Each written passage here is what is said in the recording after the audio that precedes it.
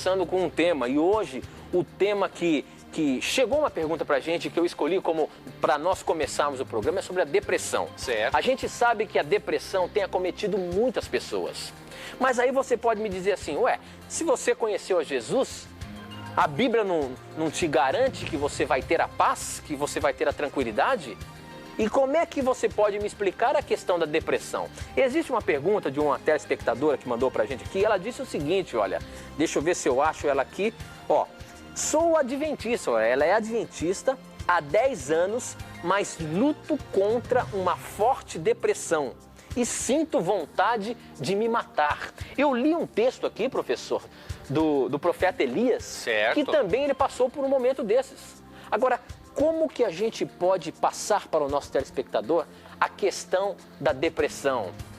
Porque existem até especulações de que a depressão são possessões demoníacas. Isso é verdade, professor? É muito interessante, Tito, esse texto que você leu de 1 Reis 19:4, pelo seguinte. Ali nós percebemos que Elias, um profeta de Deus, consagrado a Deus, enquanto ele fugia da rainha Jezabel, que o ameaçou de morte, a pressão emocional foi tão grande que Elias ficou depressivo, teve uma depressão naquele momento. Então veja bem, se depressão fosse possessão demoníaca, como alguns cristãos infelizmente desinformados dizem, com certeza Elias seria um possesso pelo diabo. E nós não podemos acreditar numa coisa dessas porque Elias foi usado por Deus.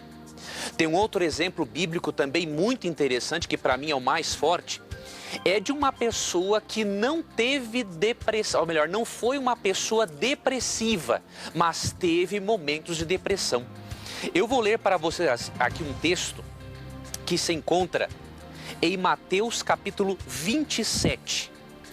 Deixa eu dar uma olhada aqui, Mateus, ou melhor, acho que é capítulo 26, exatamente. Capítulo 26, verso 38. Quem falou isso foi quem? Jesus Cristo.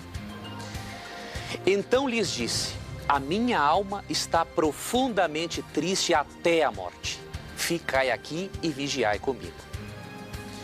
Jesus, um pouco antes de morrer na cruz, ele sentiu uma profunda angústia, uma tristeza, que ele falou o seguinte, eu estou triste até a morte. Será que alguém terá a audácia de dizer que Cristo sofria de possessão demoníaca? Claro que não.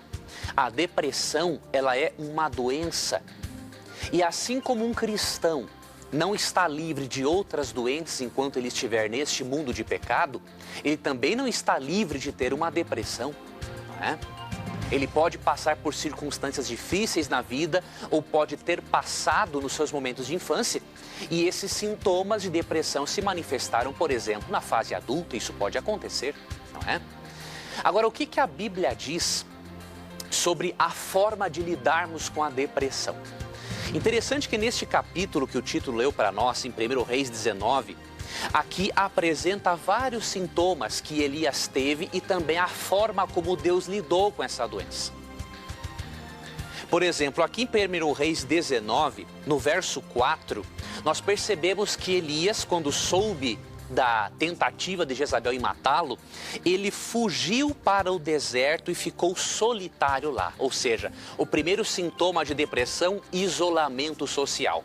Perceba se alguém na sua família não se encontra nessas condições. Quer ficar muito sozinho, não quer estar no meio das pessoas que ama, isso pode ser o sintoma de depressão. Outro sintoma que Elias manifestou está aqui no verso 5, ó. Deitou e dormiu debaixo do zimbro. Ou seja, várias vezes no capítulo você percebe que Elias teve um excesso de sono. Então, isolamento social, sono excessivo são sintomas de depressão.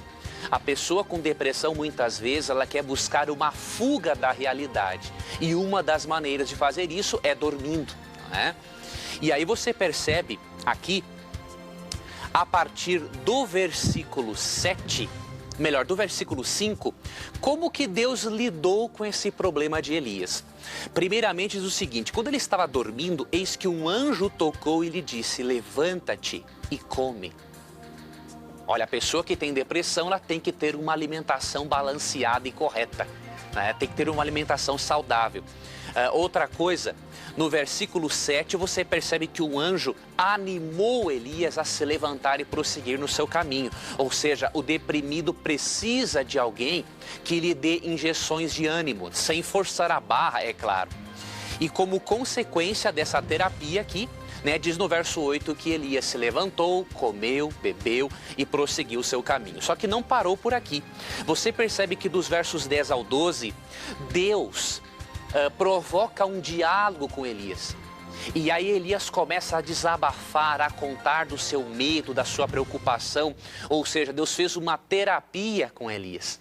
Então você percebe que biblicamente, a pessoa deprimida precisa de uma alimentação saudável, de injeções de ânimo e de uma terapia para que ajude-a a lidar com os seus problemas. E nós poderíamos também aqui mencionar a importância de um tratamento medicamentoso para certos casos de depressão. Então não se julgue culpado ou culpada por você ter uma doença. Não pense que Deus está longe de você.